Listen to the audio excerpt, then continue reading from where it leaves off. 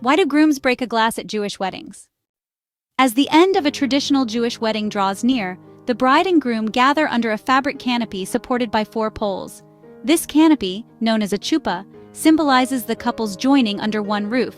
The open sides reflect their promise to maintain a home that always welcomes others, just like the ancient tent of Abraham and Sarah. It's believed that the Shekinah, or Shekinah, the presence of God, visits a couple under the chuppah, alongside the spirits of deceased family members who descend to join the wedding festivities.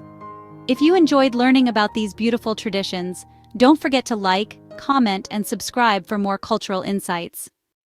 This sacred setting is where the iconic glass-breaking ritual occurs.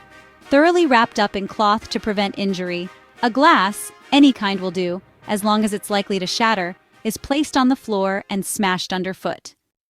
As the chuppah was historically the groom's realm, it used to be that only the groom took part in it. However, the bride is likely to join in on the fun nowadays, potentially even smashing her own glass at the same time. But where did this famous tradition come from, and what does it mean? The practice is so old that it's hard to say exactly when and how it originated, but the most common interpretation comes from the writings of the Jewish text, the Talmud, dating back to the 4th century CE. In Barakot 5:2, the following verse appears: Mar, the son of Rabina, made a marriage banquet for his son. When he observed that the rabbis were at the height of their merriment, he brought in a very costly cup worth 400 zuzim and broke it before them, and they grew sad. In other words, the Talmud says that temperance is necessary, even in times of celebration. By the Middle Ages, that idea had come to explicitly mean remembering the destruction of Jewish temples in Jerusalem during wedding celebrations, one of the happiest times in a person's life. For that reason, a rabbi or cantor, sometimes called a chazan, will often sing Imeshkakech Yerushalayim, which is translated as If I Forget You Jerusalem, before the glass breaking as an opportunity for somber reflection. But as with any long-standing tradition, many interpretations of its meaning have cropped up over the years, and not all of them are so solemn.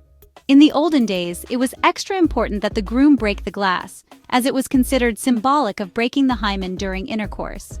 Some view the glass smashing as reflective of the couple's happy days ahead, affirming that the marriage is not about material goods. One tongue-in-cheek explanation jokes that this moment will be the last time the groom can put his foot down. In any case, the breaking of the glass tends to be one of the most anticipated and emotional events of the wedding, leading many couples to have the shattered glass made into various keepsakes. Despite the practice's many meanings, one thing is for sure: when you hear the glass shatter, don't forget to congratulate the happy couple with a jubilant shout of Mazel Tov.